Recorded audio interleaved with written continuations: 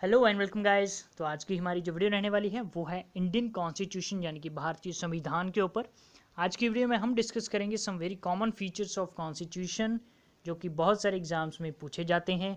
तो video important है guys, पूरी देखिए। चलिए बढ़ते हैं आगे।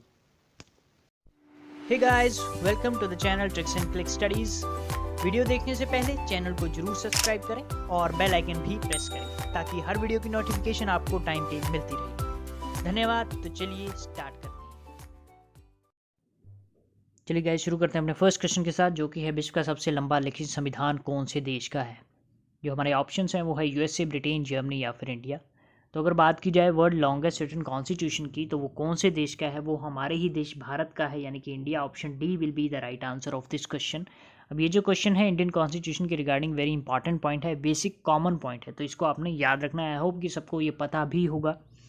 Moving on to question number second, भारतीय संविधान को बनने में कुल कितना समय लगा था।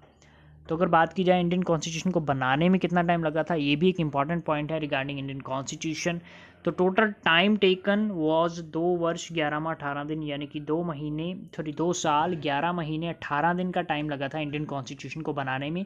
ऑप्शन सी जो है वो सही उत्तर होगा इस क्वेश्चन का। Moving on to question number 3, भारतीय संविधान का चीफ आर्किटेक्ट किसे कहा जाता है। तो जो आर्किटेक्ट होता है उसका मेन काम है किसी बिल्डिंग को, किसी घर को डिज़ाइन करना। सिमिलरली जो इंडियन कॉन्स्टिट्यूशन है उसको डिज़ाइन करने में, उसको बनाने में जो मेन रोल प्ले किया गया था वो किया गया था बाय डॉक्टर भीमराव अम्बेडकर, यानी कि ऑप्शन ए जो है वो सही उत्तर होगा इस क्वेश्चन का। इसी के साथ इनको एक और भी नाम से डेजिग्नेट किया गया है कि who is called as a father of Indian constitution, तब भी जो सही उत्तर होगा वो होगा भीमराव अम्बेडकर। ठीक है जी, तो ये भी इंपॉर्टेंट पॉइंट है, आपने याद रखना है। Moving on to question number 4, भारतीय संविधान को कितनी ब्रांचेस में बांटा गया है। अगर बात की जाए ब्रांचेस की, तो इंडियन कॉन्स्टिट्यूशन को मेनली 3 ब्रांचेस में बांटा गया है, यानी कि ऑप्शन बी जो है वो सही उत्तर होगा इस क्वेश्चन का। कौन कौन सी वो ब्रांचेस हैं ये भी आप याद रख सकते हो। एक है एग्जीक्यूटिव, एक है लेजिस्लेचर और एक है जुडिशरी ब्रांच। ये 3 ब्रांचेस हैं जिसमें इंडियन कॉन्स्टिट्यूशन को क्लासीफाई किया गया है। Moving on to question number 5। अब 5 क्वेश्चन पे चलने से पहले अगर गाइज आपको वीडियो अच्छी लगे तो प्लीज़ वीडियो को लाइक कीजिएगा, चैनल को सब्सक्राइब कर लें अगर अभी तक नहीं किया है तो, और ये वीडियो आप अपने फ्रेंड्स के साथ भी शेयर कर सकते हैं।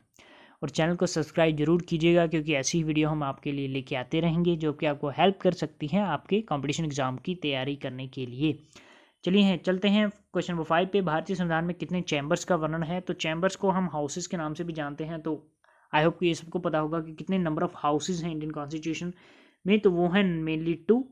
कौन कौन से हैं, एक है लोकसभा, एक है राज्यसभा। तो ये आपने याद रखना है अगर आपको नहीं पता है, और अगर पता है then it is good for you.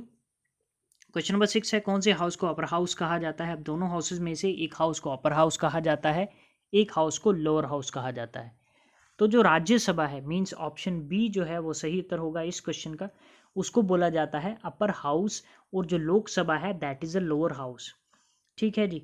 अब राज्यसभा को एक और नाम से जाना जाता है which is council of states, तो ये भी आपने याद रखना है। और लोकसभा का दूसरा नाम है हाउस ऑफ पीपल।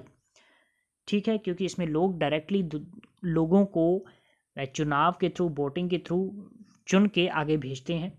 तो लोकसभा को हाउस ऑफ पीपल, राज्यसभा को काउंसिल ऑफ स्टेट्स बोला जाता है, और Rajya Sabha is the upper house and Lok Sabha is the lower house. ऐसे याद रख सकते हो, लो से एल से लोअर, एल से लोकसभा। तो ऐसे आप इन चीज़ों को याद रख सकते हो। तो लोकसभा को लोअर हाउस कहा जाता है, राज्यसभा को अपर हाउस बोला जाता है। Moving on to question number 7, जो कि भारतीय संविधान में अभी तक कितनी अमेंडमेंट्स की जा चुकी हैं। अमेंडमेंट्स क्या होती हैं, according to conditions, according to some circumstances. कभी कभी क्या होता है कि रूल एंड रेगुलेशन को में कुछ मॉडिफिकेशन करनी पड़ती है, उनको बोलते हैं अमेंडमेंट्स। तो अभी तक जो टोटल नंबर ऑफ अमेंडमेंट की जा चुकी हैं इंडियन कॉन्स्टिट्यूशन में वो हैं 104, यानी कि ऑप्शन डी जो है वो सही उत्तर होगा। यानी कि 1951 से since its enactment up to 2020 तक, अभी 2020 तक जो टोटल नंबर ऑफ अमेंडमेंट्स की जा चुकी हैं भारतीय संविधान में वो हैं 104। इंपॉर्टेंट क्वेश्चन है, याद रखना है। Moving on to question number 8, भारतीय संविधान में कुल कितने आर्टिकल्स हैं। अब आपने संविधान के बारे में अगर पढ़ा है तो मेनली आर्टिकल्स ही उसमें बहुत सारी इम्पॉर्टेंट चीज़ है जो आर्टिकल्स के बारे में। तो आर्टिकल ही जो संविधान की एक तरह से बोल सकते हैं कि जो उसकी सांस लेने की एक जो प्रक्रिया है वो आर्टिकल्स के द्वारा चलती है। तो भारतीय संविधान में कुल कितने आर्टिकल्स हैं, 395। अगर टेक्निकली बात की जाए तो नंबर ऑफ आर्टिकल्स हैं 395, लेकिन somewhere you can also see कि 448 नंबर ऑफ आर्टिकल्स भी कहीं पे लिखे हुए आपको मिल सकते हैं। तो अगर ऑप्शन दोनों हो अगर आपके पास क्वेश्चन में, तो आपको एक ऐसा ऑप्शन भी होगा कि उपरोक्त दोनों। अगर 395 है तो this will be the right answer, अगर 448 है तो this will be the right answer. लेकिन अगर टेक्निकली बात की जाए तो 395 टेक्निकली मेन इंपॉर्टेंट आर्टिकल्स हैं, लेकिन अमेंडमेंट की वजह से जो न्यू आर्टिकल्स बने हैं उनको एक नाम दे दिया गया है क्लॉजेस, ठीक है, उनको सेपरेट आर्टिकल नहीं बोला गया। लेकिन समटाइम वी कैन से कि ये भी आर्टिकल्स हैं, तो 448 भी ऑप्शन सही होगा, 395 भी सही आंसर होगा। अब क्यों होगा यह मैंने आपको बता दिया है, तो इसमें आपको कन्फ्यूज़न नहीं होनी चाहिए। Moving on to next question, जो कि है क्वेश्चन नंबर 9।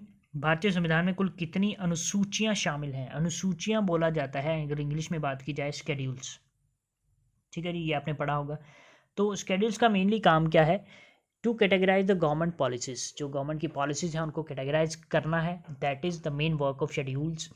अब कितनी अनुसूचियां हैं? वो हैं 12। तो ये आपने याद रखना है, ऑप्शन ए इस क्वेश्चन का सही उत्तर होगा। Moving on to question number 10, भारतीय संविधान में हेड ऑफ स्टेट्स किसे कहा जाता है? अब हेड ऑफ स्टेट बहुत बड़ी पोस्ट है, बहुत बड़ा एक डेजिग्नेशन है। तो हेड ऑफ स्टेट किसको बोला जाता है? आई होप को सबको पता होगा ये चीज़।